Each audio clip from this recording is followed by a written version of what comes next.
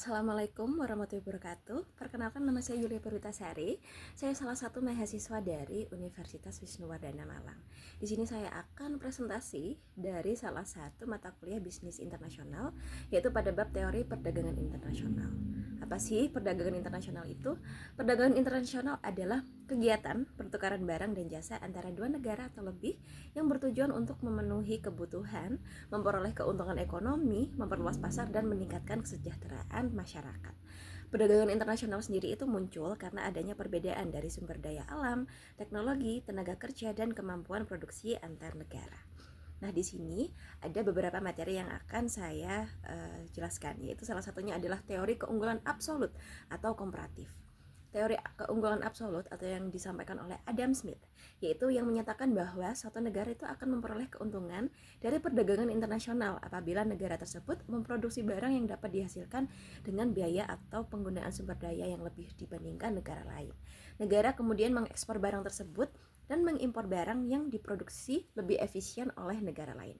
Sedangkan teori keunggulan komparatif atau yang disampaikan oleh David Ricardo menjelaskan bahwa perdagangan itu tetap menguntungkan meskipun suatu negara memiliki keunggulan absolut dalam semua jenis barang.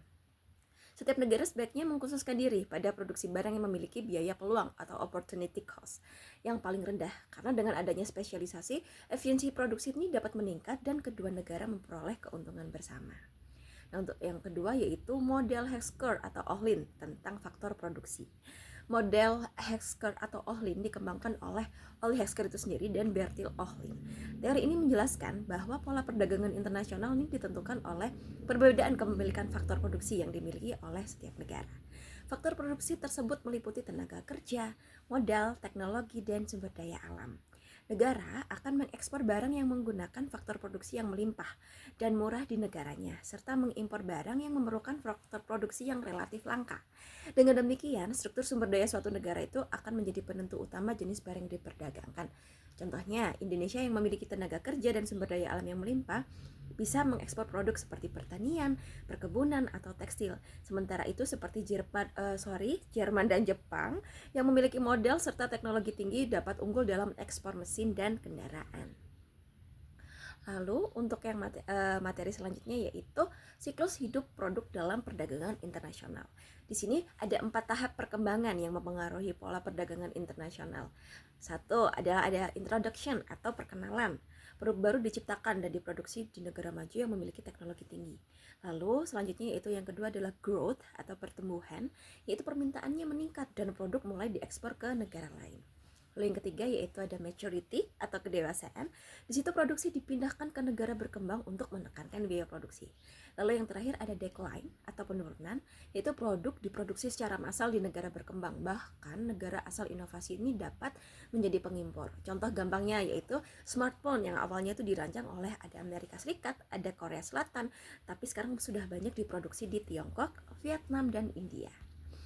Lalu yang terakhir yaitu ada teori gravitasi dalam perdagangan. Nah, teori gravitasi sendiri ini mengadopsi konsep hukum dari gravitasi Newton. Teori ini tuh menyatakan bahwa besarnya perdagangan antara dua negara itu dipengaruhi oleh dua faktor. Salah satunya yaitu ukuran ekonomi atau PDB dan jarak geografis. Jadi semakin besar ukuran ekonomi suatu negara, semakin besar pula potensi perdagangannya. Sebaliknya, semakin jauh jarak antar negara, maka biaya transportasi dan logistik akan semakin tinggi, sehingga dapat mengurangi volume perdagangan. Selain itu, kedua faktor tersebut, hubungan diplomatik, kesamaan budaya, bahasa, dan adanya perjanjian perdagangan juga dapat memperkuat hubungan ekonomi antar negara.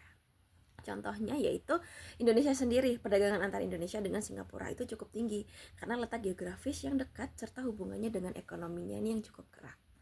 Nah, di sini ada kesimpulan dari keempat teori tadi, yaitu sebenarnya dari keempat teori tadi itu memberikan sudut pandang yang berbeda mengenai alasan terjadinya perdagangan antar negara. Dari keunggulan absolut dan komparatif menekankan pentingnya spesialisasi dan efisiensi produksi. Sedangkan model Hex-Curve atau Ohlin menjelaskan bahwa perbedaan faktor produksi menjadi dasar terjadinya perdagangan.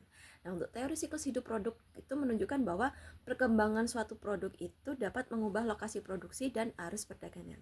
Sedangkan yang terakhir tadi tentang teori gravitasi menjelaskan bahwa ukuran ekonomi dan jarak geografis memenuhi atau mempengaruhi intensitas perdagangan internasional. Jadi inti dari seluruh teori tersebut yaitu bahwa setiap negara itu dapat memperoleh manfaat ekonomi yang lebih besar melalui kerjasama dan spesialisasi dalam perdagangan internasional.